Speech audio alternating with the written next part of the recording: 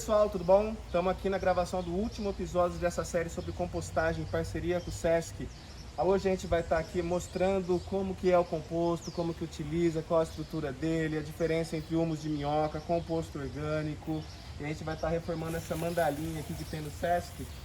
Tá bem acabadinho um pouquinho, a terra tá bonita, mas tá bem dura, bem zoadinha. A grama já tá invadindo aqui, algumas pedras procurando lugar novo para ficar. Então hoje a gente vai estar colocando o adubo aqui, mostrando como que coloca. Por enquanto, só para lembrar que como a gente está gravando esse último episódio aqui no espaço do Sesc, a gente está de máscara por conta disso, tá bom? Protocolos aqui do lugar. E é isso, vamos reformar essa mandala aqui para fazer ela virar de novo uma espiral de ervas.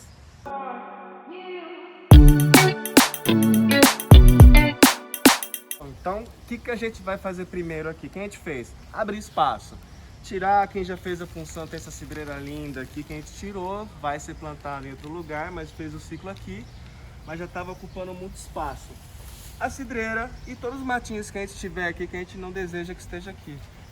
Uma coisa bem interessante tirar é essas graminhas aqui, ela tem uma ramificação muito chatinha. Então ela vai entrando, então a gente vai tirar ela também com a enxada, arrancar todo esse matinho, evitar o máximo de raízes possíveis, para deixar só o mato que a gente quer aqui. Não que esse mato seja ruim, mas aqui a gente quer deixar o mais funcional possível, só com o que a gente quer colher aqui. Então, limpeza do mato, depois organizar as pedras. A gente está pensando até aqui, dar uma reestruturada nesse alinhamento de pedra aqui, para ter um aproveitamento melhor do material e do espaço também. Então, bora lá? Vamos lá!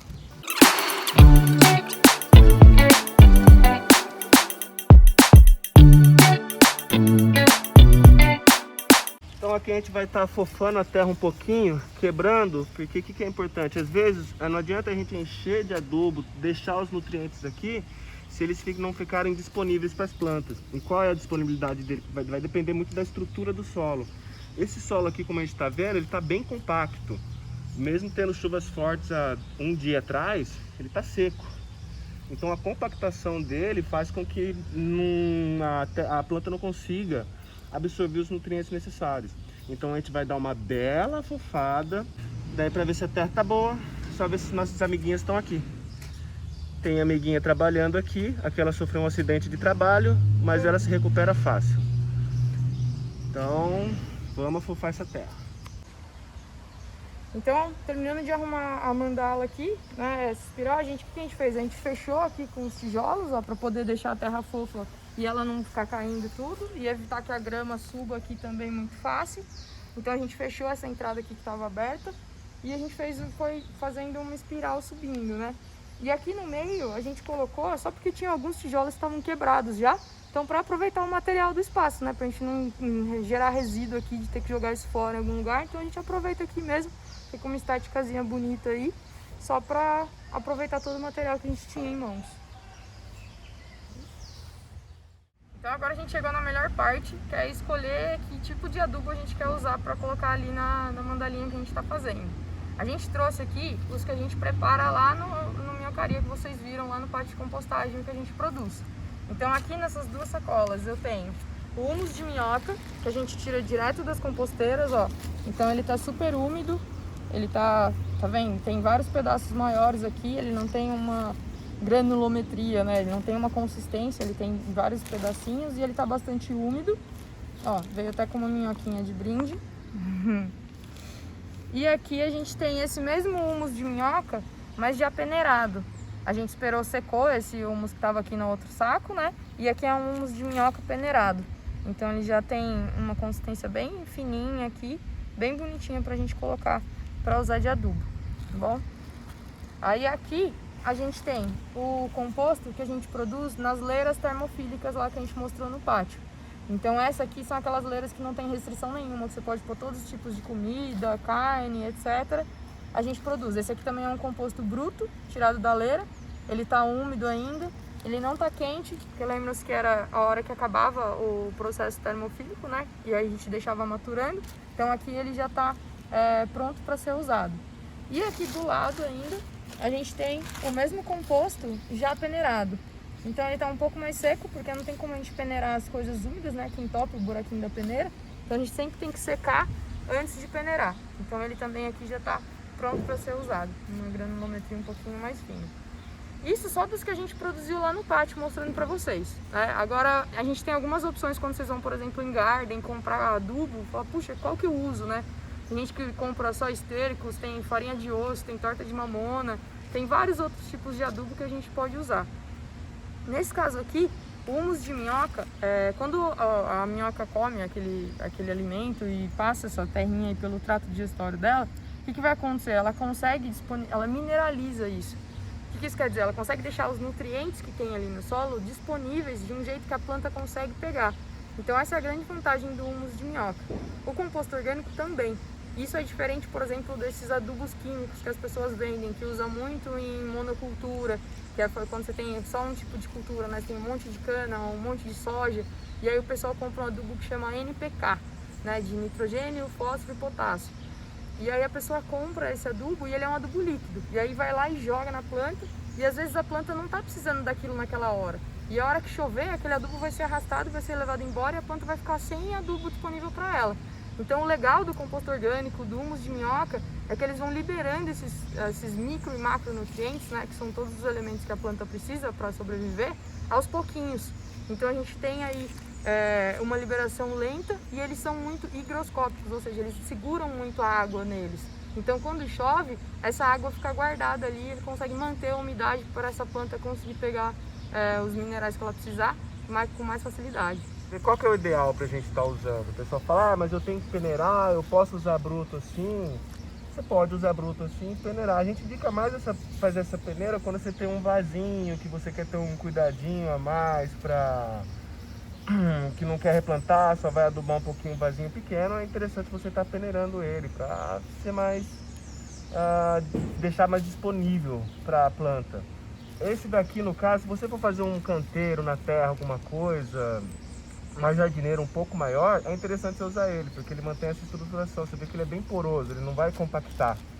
Ele mantém uma estrutura bem bacana, ele é um ótimo reestruturador de solo. Agora, qual que é o melhor desse aqui? É difícil fazer porque vai depender muito da matéria-prima que você vai usar. Por exemplo, se você pegar um humus de minhocas são os materiais mais nobres que a gente tem em questão de solo. Mas não é o mesmo humus de minhoca se você passar pelo trato digestório dela, folhas e esterco, oriundo de capim, enfim, ou de restos de comida mesmo. Quanto mais rico for a fonte de alimento das minhocas, mais rico vai ser o composto orgânico que você vai ter, ou o humus de minhoca. E aqui também é interessante você ver que quando a gente fala em minhoca composto orgânico, não é só ela que trabalha. Se a gente procurar aqui, tem vários outros bichinhos aqui. Deixa eu achar aqui. Barata. Tem, ó. Esses aqui que são parentes do tatuzinho de jardim, ele chama porcélio. Ele é um crustáceozinho também. Eles são ótimos para decompor madeira muito grossa, né? Tipo, tem muita lignina, que são esses tronquinhos, assim, que a minhoca gosta de comida mais mole. E aí esses pequenos artrópodes que você tem, ó, tesourinha aqui, não sei se vai dar para filmar, que elas são muito rápidas. Mas você tem tesourinha, você tem tatuzinho, você tem o diplópodo, que é aquele piolho de cobra, você tem a lacraiazinha, que é a centopeia. Então você tem vários pequenos artrópodes aí que eles vão ajudar nesse processo de decomposição também. Eles são seres detritívoros e vão aí se alimentar desses restos e ajudar a produzir um composto bem bonitão. Porque minhoca, tesourinha, tatu-bolinha, diplópodo são todos seres decompositores. São eles que deixam o alimento de uma forma que possa ser sugado pelas raízes das plantas. É como se fosse o estômago onde a planta digere os nutrientes, fica fora dela. As bactérias que fazem a digestão no nosso intestino, pode considerar que da terra são esses bichinhos bacanas aqui que nos ajudam.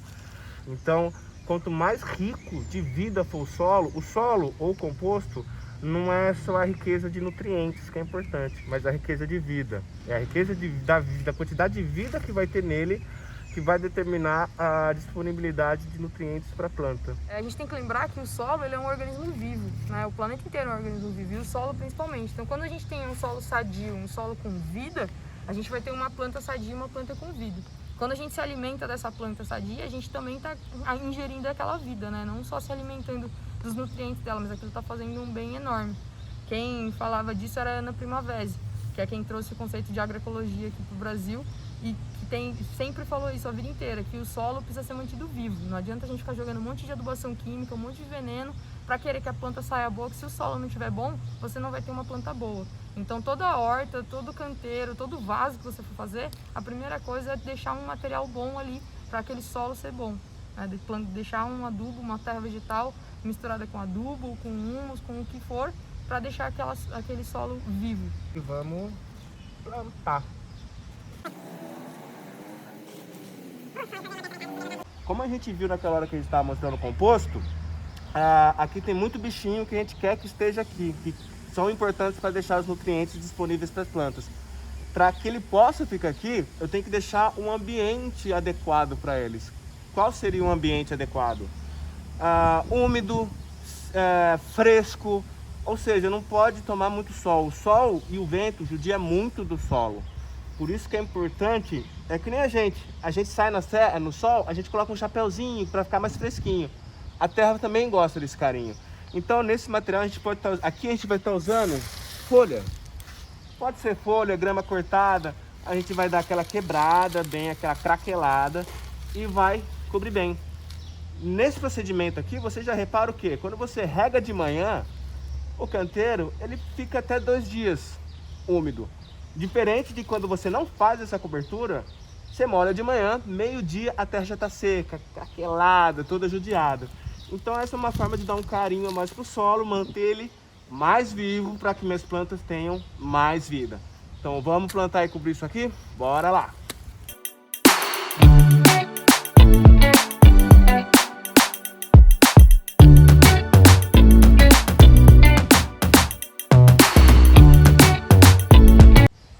Bom, então agora a gente já adubou, a gente já cobriu o solo. O que a gente vai fazer agora é plantar. E aí para plantar, a gente veio com a ideia, já sabia que era essa espiral, né? E a ideia era fazer uma espiral de ervas. Então quando a gente pensa em ervas, a gente pensa em ervas tanto que a gente pode fazer chá, que a gente pode usar na comida como tempero, que a gente pode fazer banho de ervas. Então a gente pensou em algumas dessas ervas. A gente trouxe aqui e aí a hora que chegou aqui, a gente está dando uma olhada em sol, em iluminação, em onde vai ficar mais úmido, quem podia fazer sombra para quem, para ter ideia do que a gente queria plantar. Então aqui no meio, aqui em cima, a gente vai ficar com o alecrim, que o alecrim ele gosta bastante de sol e ele cresce bem rápido. Então ele vai tomar uma proporção grande aqui. Aí aqui dando a volta, a gente vai ficar com o hortelã nesse outro pedacinho aqui, porque é um pedaço que vai ficar mais sombreado, então ele vai manter melhor a umidade e o hortelã gosta mais de umidade. Aqui, continuando, né, fazendo a volta da espiral, a gente colocou um bálsamo, que é bom para dor de estômago, e uma carqueja, que também dá para fazer chá, que elas não crescem tanto, então elas conseguem dividir esse espaço aqui sem disputar a alimentação e o espaço delas, elas conseguem ficar bem aqui. Aqui embaixo a gente vai colocar um orégano, que ele também é uma planta rasteira, então ele vai ocupar esse espaço, esse extrato mais baixo aqui da espiral aqui. Continuando, a gente tem esse, que ele parece um manjericão, ele é da família, né? Mas ele a gente chama ele de Vick, que é para fazer chá também, a mesma função do Vick Vaporub lá, não lembro de quem é a marca, mas para resfriado. Então aí você faz um chá com ele. Aqui embaixo a gente tem a capuchinha. A capuchinha ela é uma punk, que são as plantas alimentícias não convencionais. Então você pode comer tanto a folha quanto a flor dela quando der, come como salada mesmo. A gente vai plantar ela aqui porque ela fica rasteira, né? Ela fica um pouco alta, mas ela vai se esparramando para os lados. Então ela ficou com esse espaço aqui todo para ela. E aqui embaixo, que também vai ficar num lugar mais sombreado e um pouquinho mais úmido, a gente escolheu a melissa, que é uma plantinha de chá também, para fazer chá, parecida com o gosto do hortelã ali, com o gosto assim, pelo espaço, né? Mais úmido e mais sombreado. Então a melissa vai ficar aqui embaixo. Aí fechamos a nossa espiral com essas ervas. Bom, para quem nunca plantou então, a mudinha vem num saquinho geralmente plástico, né? Hoje em dia já estão até aí fazendo algumas novas invenções para ter um saquinho compostável, que você não precisa tirar e tal. Mas por enquanto a opção mais barata ainda é essa do saquinho plástico. A maioria usa isso, então a gente precisa tirar ele, certo? Porque senão o plástico não vai se decompor aqui. Então a gente tira, ela vai estar aqui, né, com a raiz toda em volta desse plástico. A gente vai abrir um buraquinho aqui onde a gente colocou a cobertura e ó, eu consigo abrir com a mão, porque a gente afofou, né? Então tá bem fofo, eu consigo abrir um espaço aqui com a mão. A gente junta a terra no pé dela, junta essa estrutura aqui, né, que a gente colocou, vai juntar e volta a cobertura aqui em volta dela. E aí tá plantadinha. Finalizando então nossa série aqui de 5 episódios sobre compostagem, a gente espera que a gente tenha conseguido influenciar vocês grandemente a entrarem no mundo da compostagem. Quem ainda não composta, que comece a compostar seus resíduos, que a gente está falando aí de metade do lixo que todo mundo produz diariamente. Então a gente espera que essa série tenha servido para tirar dúvidas de quem já composta, para incentivar pessoas que ainda não compostam a começarem a compostar. Enfim, que a gente tenha sido o bichinho da compostagem para picar vocês e vocês começarem a compostar aí pelo mundão afora. Então estamos aqui agradecendo essa oportunidade pelo SESC, essas parcerias que a gente teve também do Porquê Não, que está fazendo a edição, para fazer o que a gente mais gosta, que é falar sobre compostagem. Trabalhar compostagem também gosto, mas falar cansa menos, é sempre legal que a gente sempre partilha bastante informação, aprende coisa nova. E é isso, gente. Compostagem descomplicada, sem problema nenhum. Dúvidas, procurem. A internet é uma benção hoje em dia. Você pode procurar empresas de compostagem. Tem empresas que prestam serviço de compostagem, tem empresas que vendem composteiras, tem empresas que dão dicas. Qualquer dúvida, busque. Compostagem é uma coisa muito bacana, uma coisa essencial hoje em dia, que faz diferença não só para o planeta, mas para a nossa própria alimentação também. Obrigado! Valeu!